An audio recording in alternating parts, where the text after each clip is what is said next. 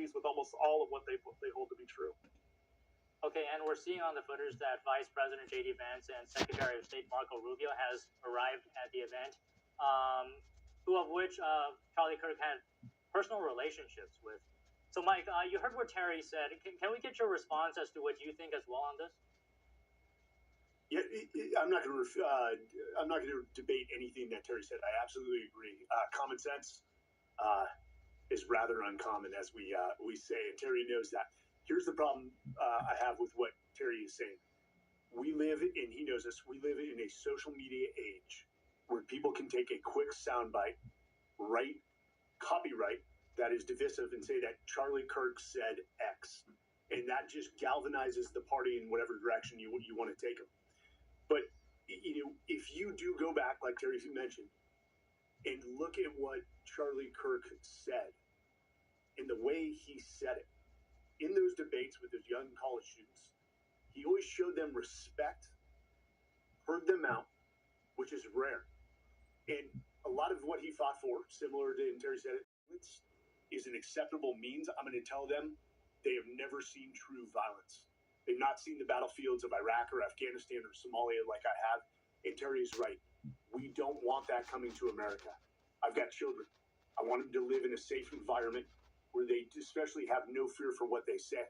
So where I'm going with this is ultimately we will have to exercise those extremist groups and the influences funding them, exercise them through the law and in the justice system, and sort of sever that funding to these extremist groups and these paid protesters that are blocking podcasts have never been popular, and it's because people want to listen to people that they feel they can trust. Now, I'm not saying that everyone in the podcast space is only telling truth and that none of them are influenced by sponsors or political agendas or whatever.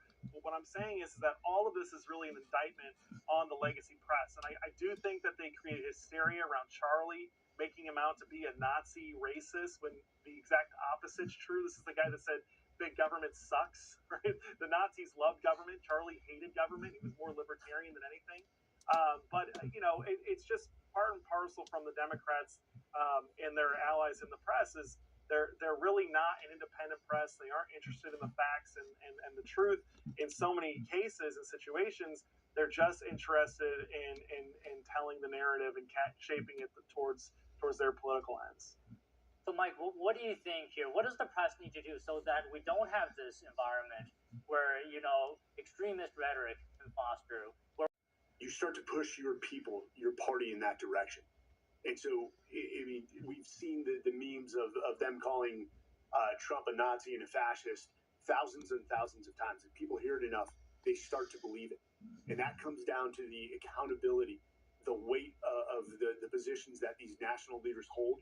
And they've got to choose their words carefully. They've got to be unifiers, not divisive leaders that push their party in a particular direction. Now with media. Yes, I said, well, then now that I maybe he's right. But then he also said, and you know what? She's like the smartest person I know. See, they do go together on occasion. Not often, but on occasion they go together. But he was in love with you. He was deeply in love with you. It's great. Erica, your love and courage have been an inspiration to all of us, and we will always be here for you, and we're always going to be here for your gorgeous, beautiful children. And we'll never forget what your family has sacrificed for our country. Man loved our country. When things were going badly for our country, he was so, as you know, angry. He would get angry because he said it doesn't have to be that way. We're also pleased to be joined by an incredible group of Charlie's friends, very powerful friends, actually, and some not so powerful, and they're actually better people. Okay, I know them all. They're the less powerful ones. I have to tell you that, all of you power guys down here. The best ones in the group are the ones that are less successful, but that happens too. No, they're all great, and they're here. And let's start with Erica's father. Where is Erica's father? Where are you? Where are you, Dad? Oh, look at him. Wow. I want to get a hat like that, too. I like that. How How are you? Nice to see you again. Thanks as well to Vice President J.D. Vance, who's been fantastic. J.D., thank you very much. Great. Doing a great job. Did a great job. DC because the president promised Erica that he was going to award Charlie the Presidential Medal of Freedom on his 32nd birthday. He literally moved world events in order to race back to DC to make good on that promise to Erica. So the floor is yours, Mr. Secretary. Just expound on what Charlie meant to you, your interactions with him, and what the last month has meant to you in this country. Andrew, I was actually walking out of the vice president's office when news of what happened to Charlie hit, and then the news that he had passed came after that. And what really hit me was if someone wanted to try to end the MAGA movement, the America First, and the Turning Point USA ethos, obviously, 10 years out, Charlie was going to be carrying the torch. And if you wanted to try to end the movement, the way to do it was to assassinate Charlie. And clearly, this is what was on that person's mind. We'll see if there was a larger network involved with this. I have no reason to believe there was. I have no reason to believe there wasn't. And to me, everyone knows Charlie was a family man. He was a Christian. He was a patriot. But the Charlie I knew, too, was also an educator. And what I admired on the show was the love that he had for all of his listeners, for everyone involved in Turning Point, for his country. But what he did on the show, and that's how I got to know him. And one of the reasons I'm sitting here today is that Charlie was such an aggressive and forceful advocate for me to become Secretary of the Treasury because of the time we'd spent together.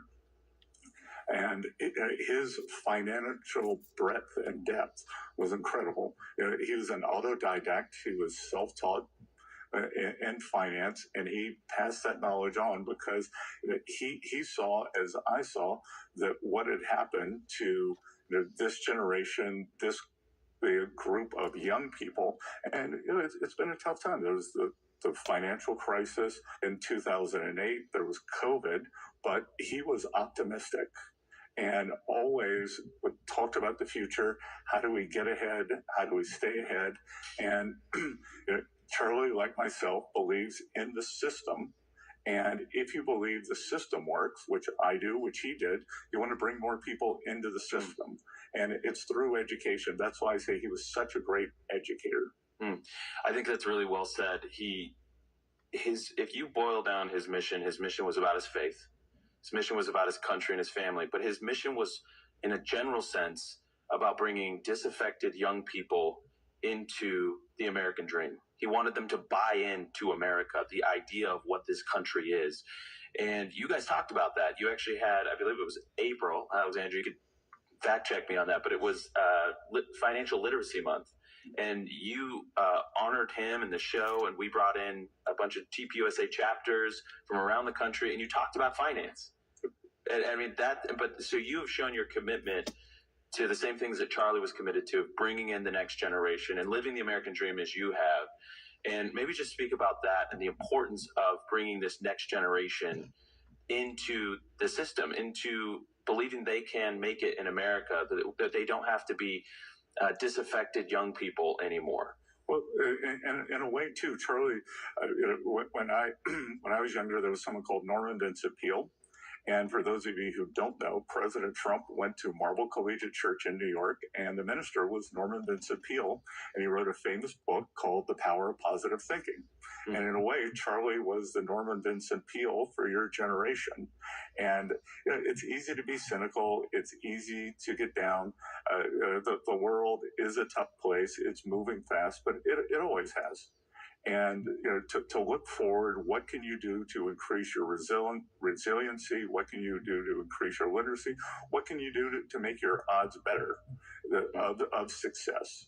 And that was the movement he was creating, as you said, just to be part of the system, to get people, on board with believing in the country, because we are celebrating the 250th year of the country, and we got to get ready for the next 250, and it's gonna be the same, and it's gonna be different, but it's going to be driven by young people, and we have to energize our base to believe in the country, because what you see now, and I'm just astounded. It's almost like they're two Americas.